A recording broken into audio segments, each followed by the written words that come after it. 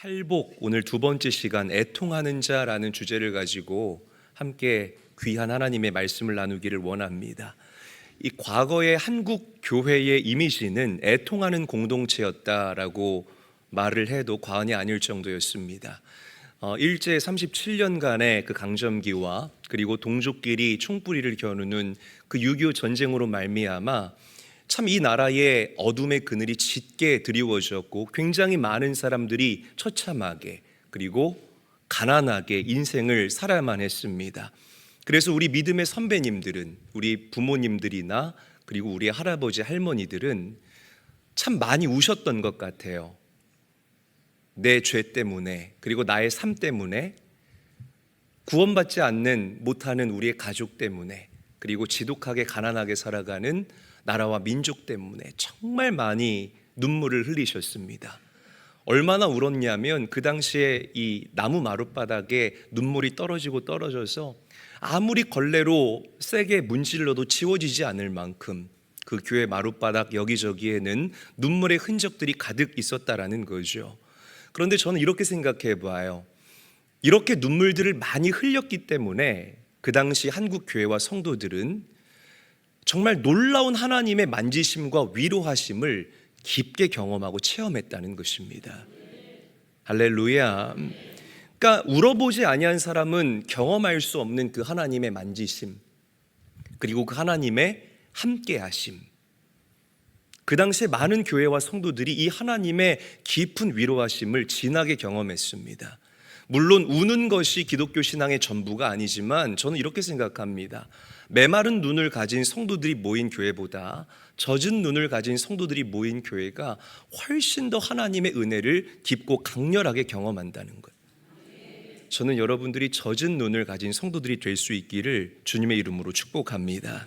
자, 우리 4절 말씀 함께 한번 읽어보도록 하죠. 한 목소리로 읽습니다. 시작. 애통하는 자는 복이 있나니 그들이 위로를 받을 것이며. 자, 우리가 흔히 행복을 이야기를 할 때에 행복은 내가 즐거워하고 기뻐할 수 있는 그런 상태를 행복이다라고 생각하잖아요. 그런데 오늘 성경은 슬퍼하는 자 그리고 애통하는 자가 복이 있다, 그리고 그들이 위로를 받을 것이다 라고 우리에게 명확하게 이야기를 하고 있습니다. 자, 애통하는 마음이 과연 무엇일까? 여러분, 장기들이 다 하나씩 있죠. 우리 좀 젊은 세대 용어로 말하면 필살기가 하나씩 있잖아요. 내가 그래도 이거는 다른 사람보다 잘한다. 나 이 기술이 있고 혹은 이 장기가 있기 때문에 나는 절대로 밥 굶지는 않는다. 이게 나의 스페셜티다. 이렇게 여러분들이 자부하는 그런 장기들이나 여러분들의 장점이나 필살기들이 하나 있지 않습니까? 그런데 아무리 내가 남들보다 뛰어나게 잘하는 것 하나쯤 있다 할지라도 살다 보면 이 장기로, 우리의 필살기로 돌파할 수 없는 삶의 한계와 그리고 삶의 어려움 가운데 우리가 봉착하게 됩니다. 여기 앉아 계신 여러분들 모두가 이 한계와 이 어려움들을 다 경험해 봤을 거라고 저는 생각을 한다는 거죠. 그때 우리를 찾아오는 것이 깊은 절망감과 깊은 좌절감이라는 거예요. 저는 미국에서 교회 개척을 하고 목회를 할 때에 요즘 흔히 말하는 이중직 목회를 했습니다. 이 교회의 재정이 채워지지를 않으니까 밖에 나가서 일을 해야만 했어요. 그래서 월요일부터 금요일까지 저는 가발 공장에 가서 일을 했습니다. 그래서 가발 쓰시는 분들 제가 기가 막히게 잡아냅니다. 그리고 주말에는 목회도 병행을 했죠.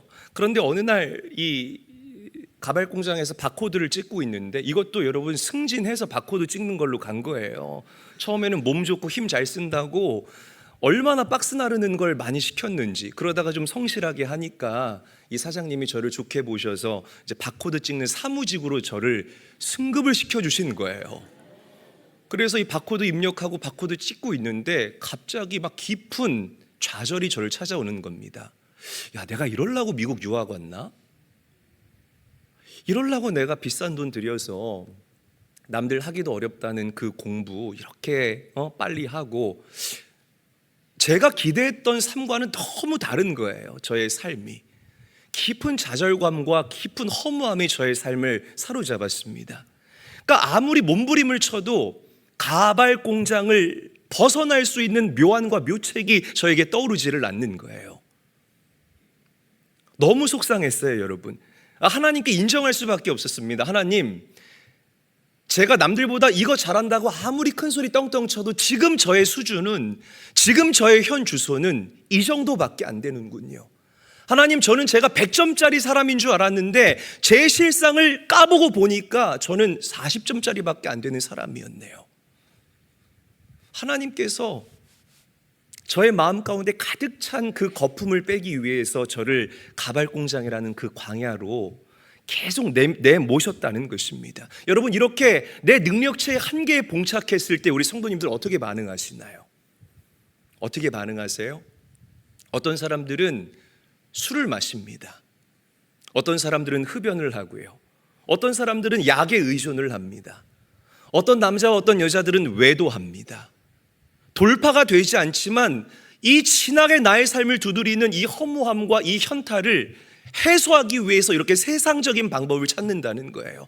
어떤 사람들은 괜히 내 가족들에게 화풀이를 하는 그런 사람들도 있다라는 거죠. 그러나 여러분, 기억하셔야 됩니다. 이런 선택은 하나님께서 원하시는 선택이 아니라는 것입니다. 아멘. 자, 그런데 또 어떤 사람들은요, 나의 무능과 나의 한계 앞에서 찢어지는 가슴과 애통하는 마음을 가지고 하나님 앞에 달려나와 주님의 도우심과 주님의 은혜를 간구하는 사람이 있어요. 주님 앞에서 애통해하는 사람들이 있다라는 것입니다. 여러분, 제가 그랬습니다. 저는 제 삶 가운데 찾아오는 이 깊은 인생의 좌절 앞에서 술 마시거나 담배 피우거나 외도로 이것들을 회수하려고 하지 않고요, 주님 앞에 엎드려졌습니다. 주님, 그래요, 제가 40점짜리 사람입니다. 제가 그동안 인간적인 잡기 좀 있다고 까불까불 거렸는데 이것으로 제 인생의 돌파가 절대로 일어나지를 않는군요. 그래서 저에게 하나님의 은혜가 필요합니다. 주님, 저 좀 도와주세요. 성경을 보게 되면 당신의 그 종들과 선지자들에게 하나님께서 까마귀를 보내셔서 그들에게 공급하셨던 것처럼 저에게도 까마귀를 보내주시옵소서. 저에게도 돕는 손길을 붙여주시옵소서. 얼마나 몸부림치며 주님 앞에 눈물을 흘리며 애통했는지 모릅니다. 울어도 하나님 앞에서 울어라. 넘어져도 교회 쪽으로 넘어져라. 힘들고 어려울 때에, 나의 삶에 큰 위기가 찾아왔을 때 주님 옷자락 붙잡는 그 간절한 심령으로 주님의 도우심을 간구해라. 여러분들 지금 아멘 하시잖아요. 우리가 수없이 많이 들었던 말씀이에요. 그리고 이런 말씀이 증거될 때마다 여러분들이 크게 아멘하면서 영적인 동의를 표현한다라는 것입니다. 그런데 왜 막상 어려운 일이 나의 삶 가운데 찾아오게 되면 우리는 세상적인 방법으로 돌아가느냐 이 말이에요. 그래서 주님께서 애통하는 자가 복이 있다라고 말씀하신 겁니다. 왜? 사람들이 그렇게 못하니까. 여러분, 성경이 말하는 애통은요, 어려운 일이 찾아왔을 때 그냥 내려놓고 신세 한탄하는 그런 애통이 아닙니다. 이렇게 나의 신세를 한탄하는 그런 애통은 우리 믿는 사람보다 세상 사람들이 더 잘할 수가 있어요. 성경이 말하는 애통이란 하나님 앞에서 애통을 이야기를 합니다. 저를 한번 크게 따라합니다. 하나님 앞에서의 애통. 다시 한번 크게 따라하죠. 하나님 앞에서의 애통. 나의 무능함을 인정하고 하나님의 은혜를, 여긴 따라 안 하셔도 됩니다. 나의 무능함을 인정하고 하나님의 은혜를 간절하게 구하는 것. 여러분들에게 이런 하나님 앞에서의 애통함이 살아나고 회복될 수 있게 되기를 예수님의 이름으로 간절히 축원합니다. 자, 성경은 애통함을 크게 두 가지로 우리에게 이야기를 해요. 자, 첫 번째, 내 죄 때문에 애통하는 것을 성경이 말하는 애통의 정의라고 이야기를 할 수가 있습니다. 한번 저를 따라하죠. 내 죄 때문에 애통하는 것. 그래요. 여러분, 죄에 대해서 무감각해지시면 절대로 안 됩니다.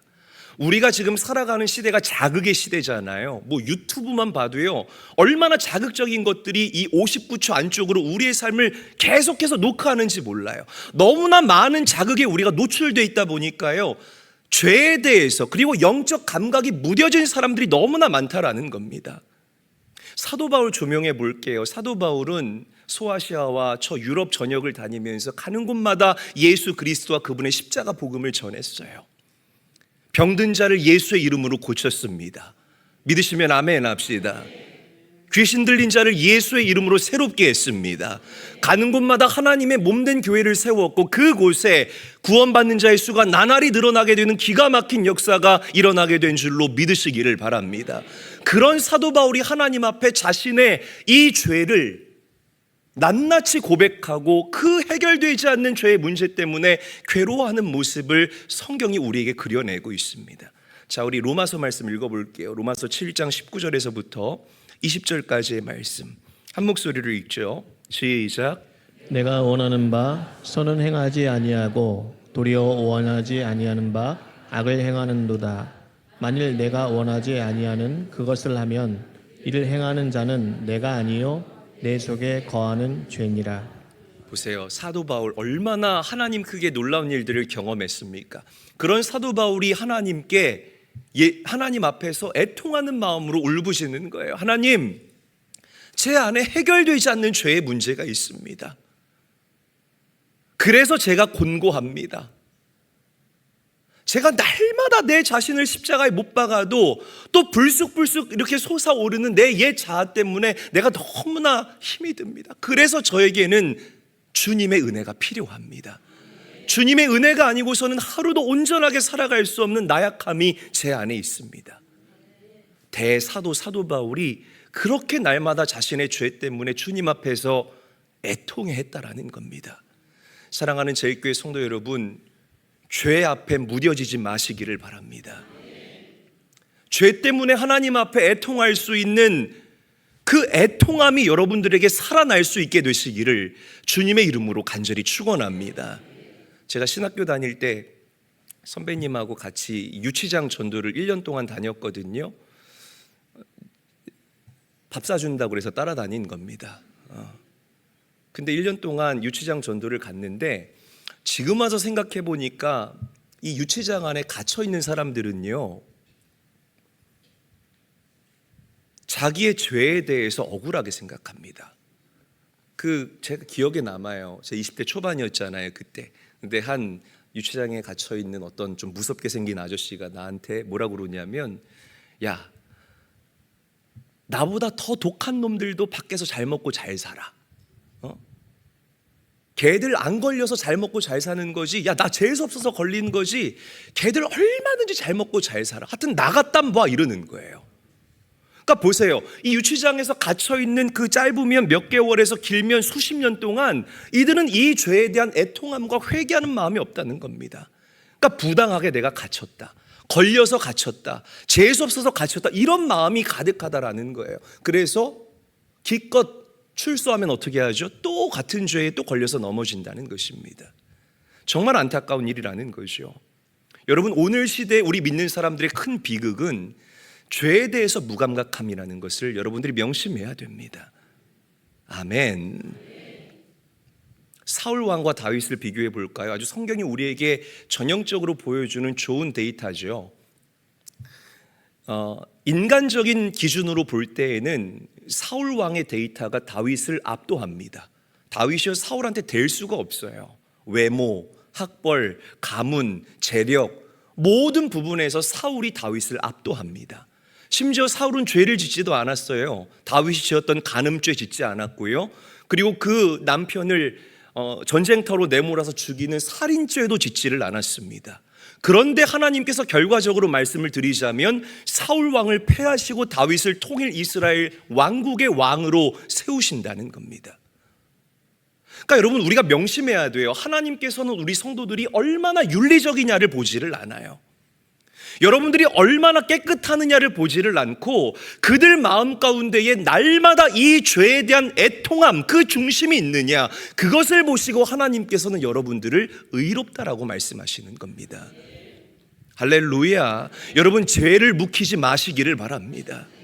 죄가 있을 때에 이 죄 때문에 더러워지는 나의 마음 때문에 정말 탄식하고 통회하고 자복하는 마음으로 주님 앞에 달려나와 죄를 쏟아내시고 그렇게 회개할 수 있는 회개의 영이 여러분들에게 깃들 수 있게 되시기를 주님의 이름으로 간절히 축원합니다. 사울 왕은 사무엘 선지자가 당신 그렇게 살면 안 됩니다, 죄를 회개해야 됩니다 라고 얘기했을 때 뭐라고 얘기하죠? 압니다, 네 알아요. 그런데 이게 뭐가 문제가 됩니까? 내 포지션이 지금 왕이잖아요. 왕이면 좀 왕답게 살 수 있도록 그 체면과 체통 지키게 좀 가만히 좀 계세요. 이게 죄 앞에 섰던 사울 왕의 반응이었어요. 그런데 다윗이 어떻게 반응하죠? 나단 선지자가 그 죄를 꼬집었을 때에 하나님 앞에서 애통한다는 거예요. 나를 주님 앞에서 멀리하지 말아 주시옵소서. 그 주의 영을 나에게서 거두어가지 말아 주시옵소서. 그 구원의 기쁨과 감격을 나에게서 앗아가지 마시고 내 안에 정직한 영이 새로워지게 되는 그 놀라운 은혜를 나에게 아낌없이 부어주시옵소서. 이게 다윗의 반응이었다는 거죠. 그래서 다윗이 하나님께 내 마음에 합한 자, 내가 기뻐하는 자라는 칭찬을 받을 수 있었다는 겁니다. 여러분, 이 앞에서 외치는 이 목사나 여러분들이나 다 그 밥의 그 나물입니다. 우리 옆 사람 보고 인사하죠. 다 그 밥의 그 나물입니다. 인사하겠습니다. 인사 좀 해요. 다시 뭐 인사를 안 해요. 여러분 다 똑같은 죄인이죠. 의로운 척하고 앉아 있어 봐요. 소용없습니다. 우리 다시 옆 사람과 인사합니다. 당신이나 나나 그 밥의 그 나물입니다. 인사하겠습니다.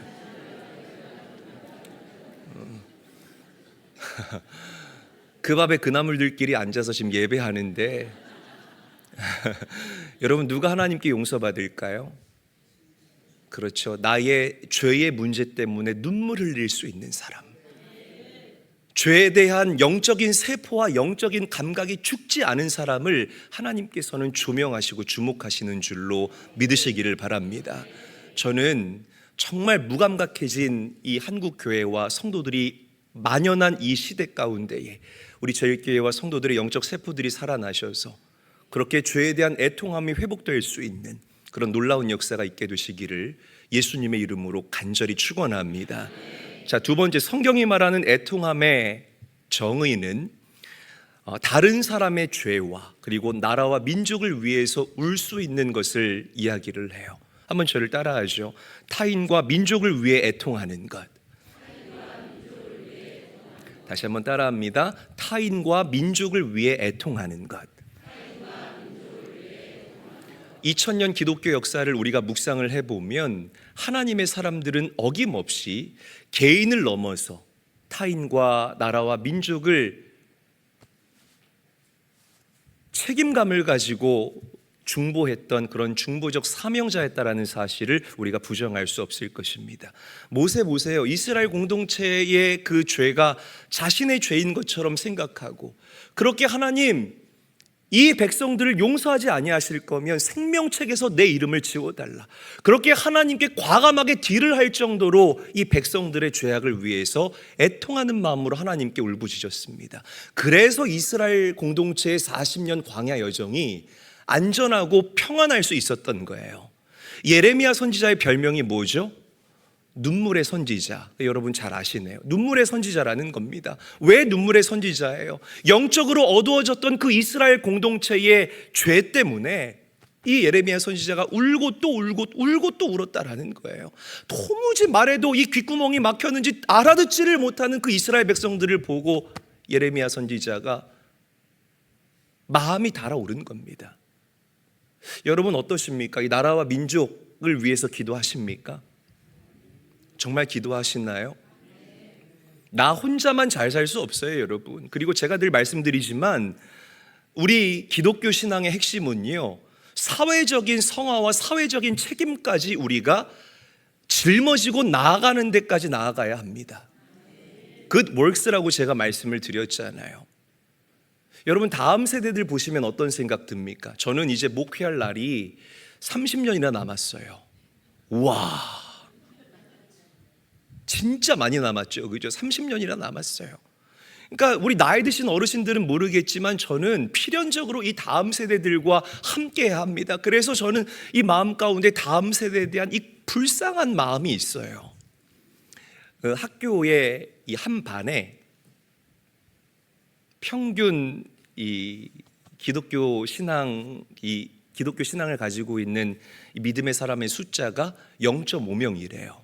그러니까 이제 한 명이 안 되는 겁니다. 뭐 해외 선교라고 얘기할 것도 없고요. 이제는 학교로 가서 전도하면 그들이 다 미전도 종족이라는 거예요. 예전에는 이 기독교 신앙을 욕하는 그런 일들이 학교 안에서 많았는데 이제는 욕도 안 한대요. 왜? 믿는 사람이 없으니까. 경각심을 가져야 돼요. 여러분, 포괄적 차별금지법에 대해서 어떻게 생각하십니까? 저는 쌍수를 켜고 반대합니다. 왜 제가 반대하는 줄 아세요? 이 차별금지법에는 개별적 차별금지법이 있고요, 포괄적 차별금지법이 있어요. 이 개별적 차별금지법은 뭐 여성 혹은 이 레이스, 인종, 그리고 이 장애인들, 이렇게 특정인들을 위한 차별금지법입니다. 그러니까 우리가 윤리적으로 생각할 때에 굉장히 필요한 이 국가적인 법이라고 저는 생각을 해요. 그런데 이 포괄적이라는 것은 특정되지 않는 모든 영역에서의 차별을 금지한다. 목사님, 이게 더 난데요? 여러분들이 그렇게 생각할 수 있잖아요. 그런데 그렇지 않아요. 여기에는 굉장한 허수가 담겨져 있습니다. 이 생물학적으로 제가 무슨 성이에요? 남자예요? 남자예요? 뭐 당연한 걸 물어. 그런 표정으로 여러분들 저를 쳐다보시는데 제가 남자죠. 여자예요? 남자예요? 이게 헷갈려요, 여러분? 여자예요? 여자예요? 여자. 빨리빨리 대답하세요. 사람 시험 들게 하지 마세요. 여러분, 이 성의 개념이 이제는 이 생물학적 성의 개념을 뛰어넘어서 사회적 성의 개념으로 묶이는 거예요. 젠더의 개념으로 간다는 겁니다. 이렇게 되면 뭐가 문제냐면, 제가 예를 들어볼게요. 이해가 확 되실 거예요. 오전에 업무가 너무 많아서 뭐 촬영도 있고 뭐 미팅도 있고, 그래서 제가 막 너무 스트레스를 받는 거야.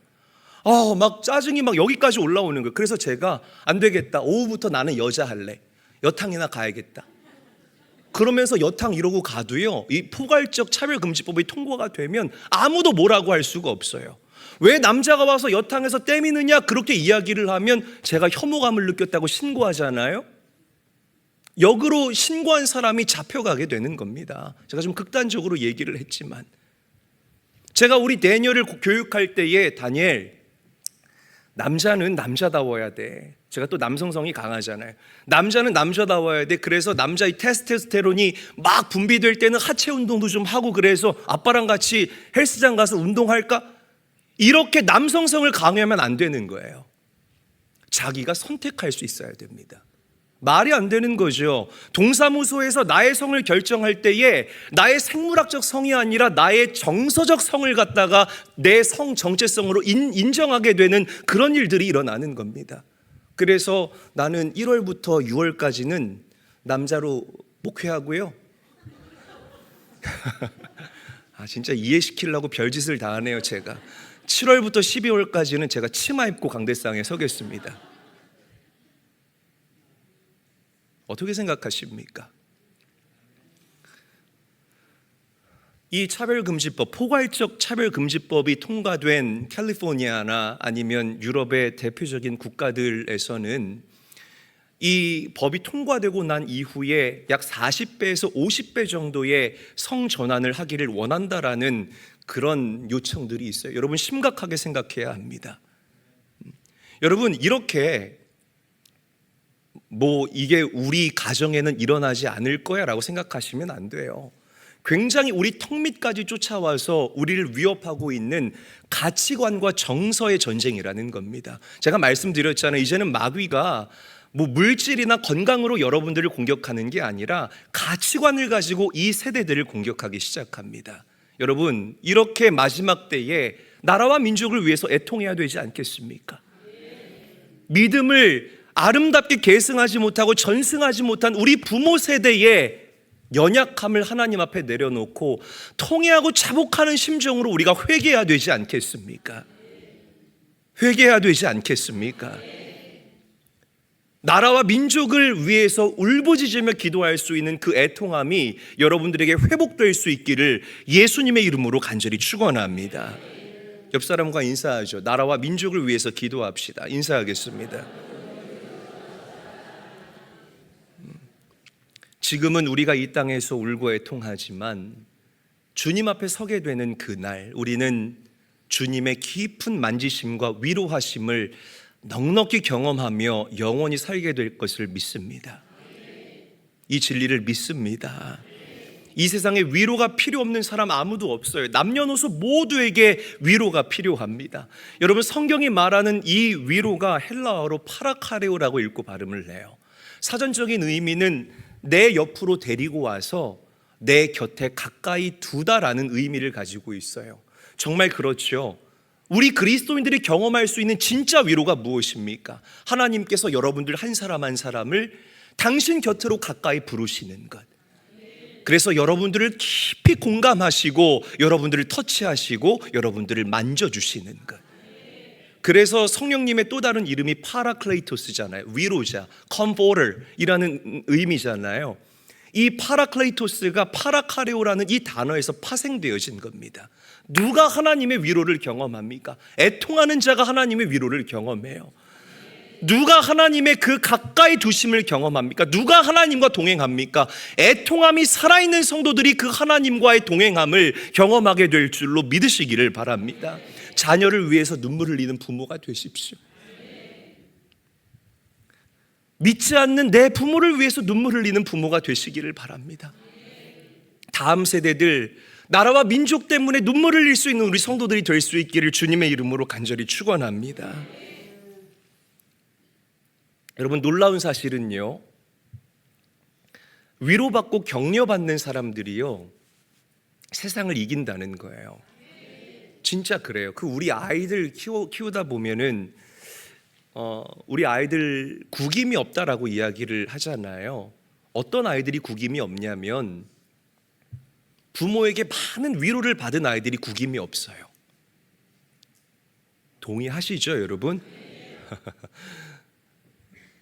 부모가 많이 공감해주고 부모가 함께 많은 시간을 보내준 아이들은요 구김이 없습니다.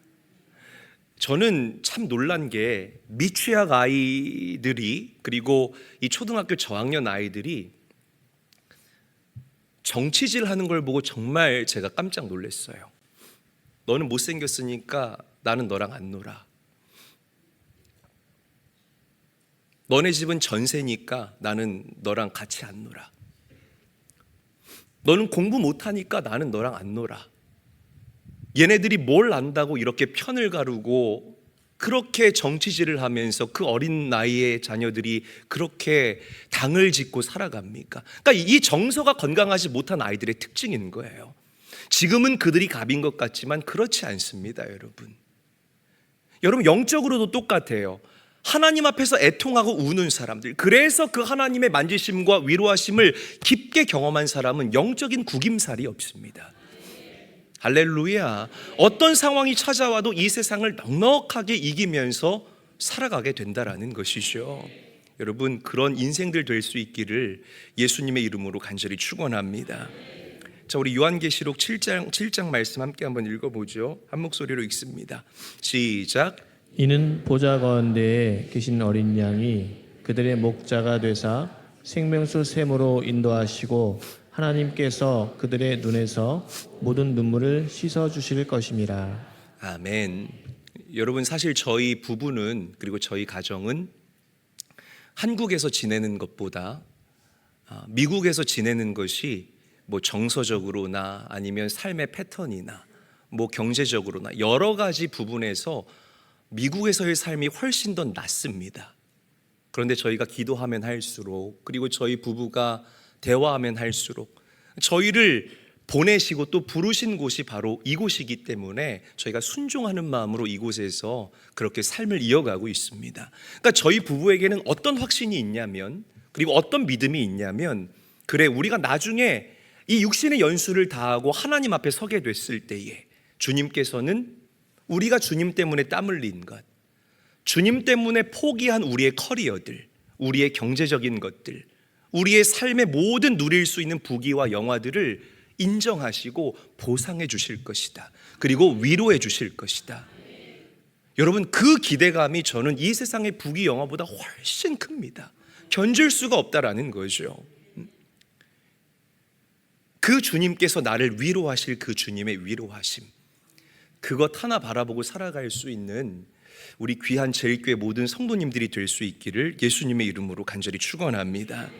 자, 눈물이 정말 메말랐죠. 이 시대에 정말 애통하는 자들이 많이 필요해요.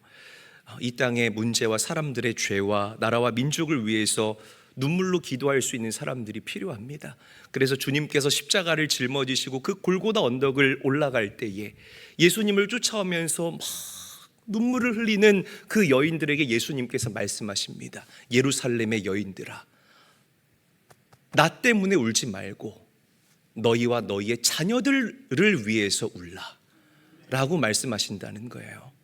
말씀을 정리하겠습니다. 정말 여러분들이 주님의 그 크신 위로하심에 대한 가치를 안다면, 그 주님의 위로가 나를 견고하게 세울 수 있는 하나님의 능력입니다라는 그 진리를 여러분들이 믿는다면 주님 앞에서의 애통함을 회복할 수 있게 되시길 예수님의 이름으로 간절히 축원합니다. 이 시대에 애통하는 자가 되십시오. 옆 사람과 다시 인사하죠. 이 시대에 애통하는 자가 됩시다. 인사하겠습니다. 인사한 그대로 애통하는 자들로 이 땅을 살아가시는, 그래서 하늘의 복을 누릴 수 있는 아름답고 복된 성도들이 될 수 있기를 주의 이름으로 간절히 축원합니다.